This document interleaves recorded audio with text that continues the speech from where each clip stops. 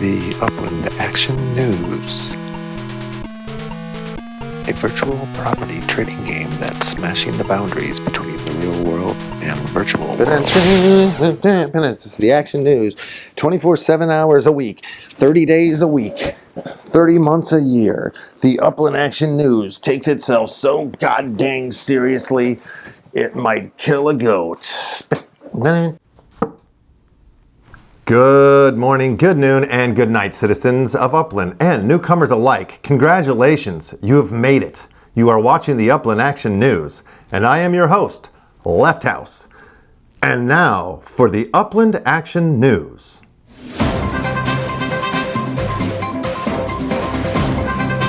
Let's talk about it. New York, New York?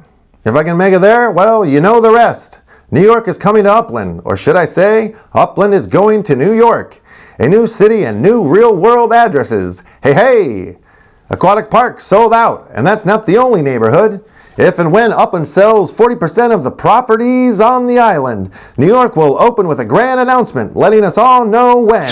In other news, Recourier recently put out an article about the Wax wallet and the different levels of security it has. If you have gone NFT crazy, this article's for you. The link is in the description. Hey, hey, speaking of NFTs, the Upland Action News has just launched a series of collectible Upland Action News episode cards. Each episode will get its own NFT. It's exciting. They are beautiful and they are already being collected. And now for our top story of the evening, which is an interview with a serious Uplander. He is the co-host of the award-winning UPX Podcast on Spotify and other major talk show outlets. He is your favorite and he is my favorite. He is too stupid to win. And we sat down with Too Stupid, and this is what he had to say. Let's take a look. Hello, sir. What's going on, man? There he is. Too stupid to win, in the flesh. So, should we talk some Upland? Of course. Yeah, all right, cool. How did you come to Upland? Are you a gamer from or crypto, or what's your background? No gamer background, no crypto background. I was on Twitter and I saw an ad. For a few years, I've been following blockchain. I was watching videos about mining and trying to see if it was worthwhile, especially on the Bitcoin side. Yeah. But it seemed like every time you got one of those ant miners, they were coming out with a new one and the hash rate was even quicker and then just the energy cost. So I kind of had an understanding of that. But I never really got into the gaming. I mean, back in the day, I did drop a lot on Tap Sport Baseball one year. Yeah.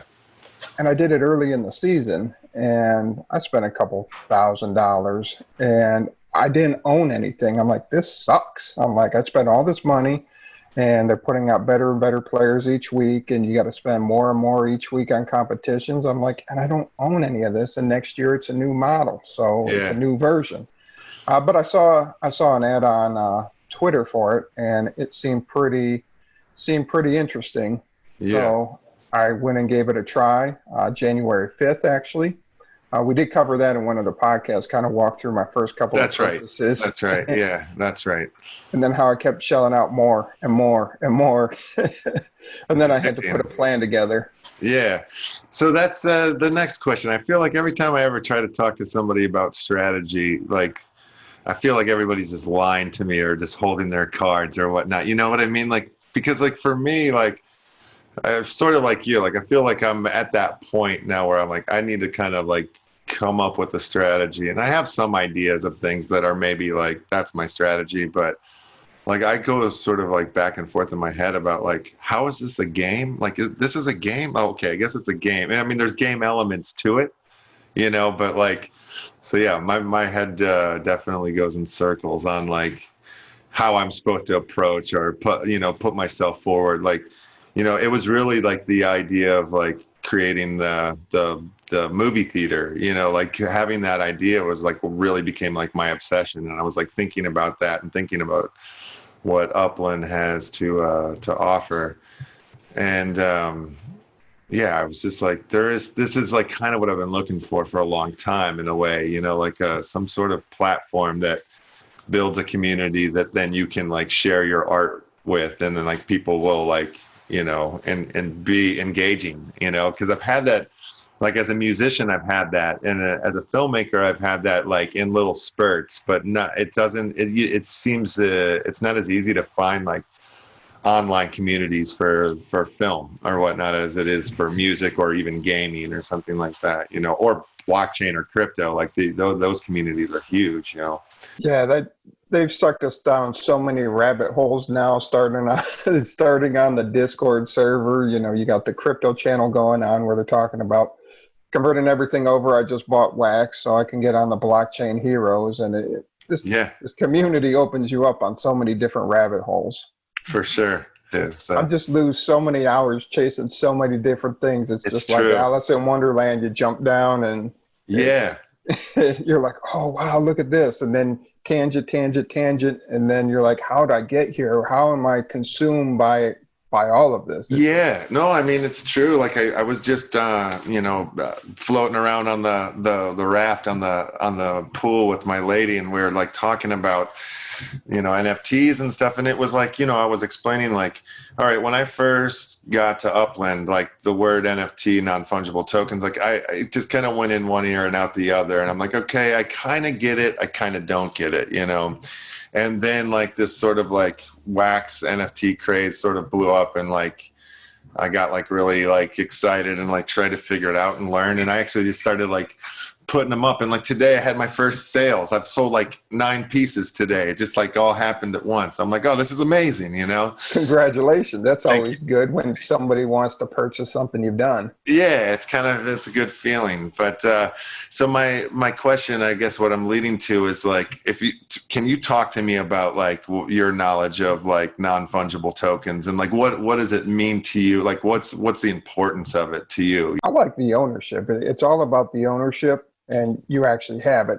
And then it's also about coming from a collector. If you collected sports cards or Magic the Gathering cards, you're searching for those pristine cards. And with NFTs, it's for your lower mint cards. You're chasing those single digit number 1, number 2, number 3. Vithera 77, he's got some nice cards out. I've been snagging those characters. I've been getting like number 1 and number 3, or number 1 and number 4. And Recurrier beat me to number 1 on 2 cards today, and nice. Yeah, I was mad about that. But it's that collectible aspect, and it's that ownership aspect, kind of like when I talked about in the intro, was with that Tap Sports for Major League Baseball. I didn't own anything, and next year it was just a reset. So I put all this money forward, and you got nothing. But here you got ownership. Yeah. I don't know if you've seen that article, but musicians are even using blockchain now, so they can get a better revenue off of it. And that's the cool thing with the atomic assets, is the artist, you can put a percentage on it, and every time it resells, you still get that residual. It's like royalties. You don't have to have a publishing company out there to track it down for you, or you don't have a label ripping you off. You're getting those residuals. You're getting those percentages from an artist standpoint. That's awesome.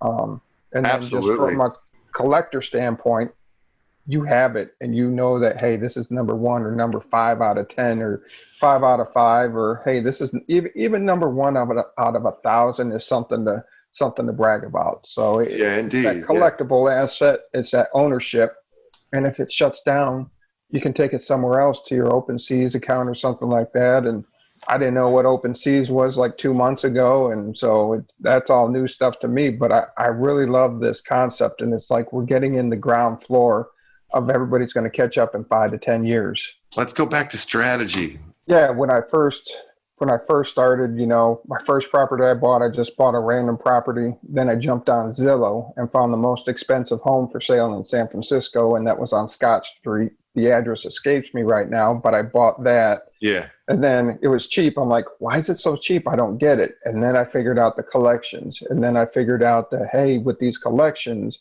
you can get more interest off of it. So right now I want to earn as much interest as possible. What is the way I can maximize that interest? So I started moving some money around, and I said, okay, February, I have this money available. I'll jump in and I'll buy this, this, and this. Well, LH337 bought the properties I wanted. thank me later, bought a couple properties I wanted.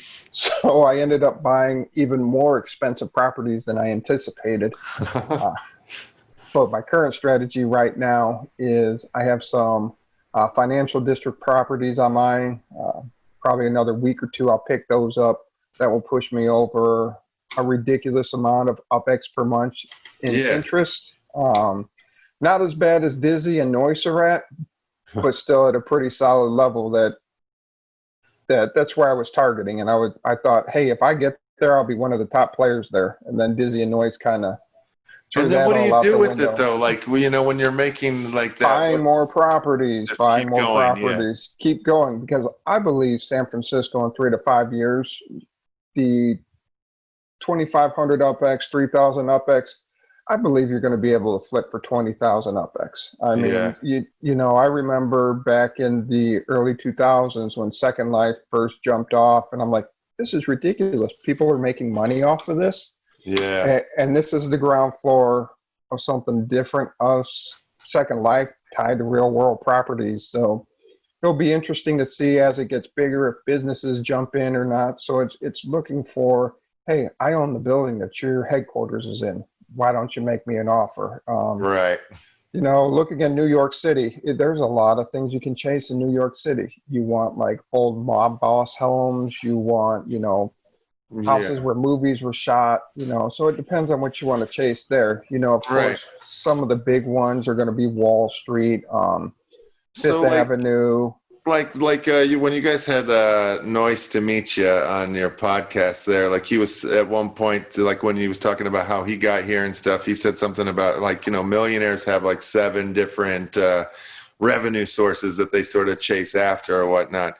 Like, do you see this like down the line as like a revenue source for you? Or do you see this like being like hell, I might pay for one of my kids' college from this or something in one day or something, like, or no, it's not even like these thoughts aren't on your mind, or where are you at with that?